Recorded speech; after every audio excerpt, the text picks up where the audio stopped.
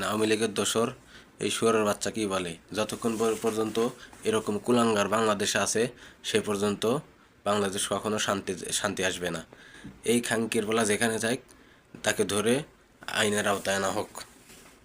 আলহামদুলিল্লাহ, এই মাত্র রাজাকারের বাচ্চা হাদিকে ঠিক বিজয়নগর এলাকা থেকে গেরিলা বাহিনী কোন একজন ভাই ঠিক এই জায়গায় মাইরে দিছে।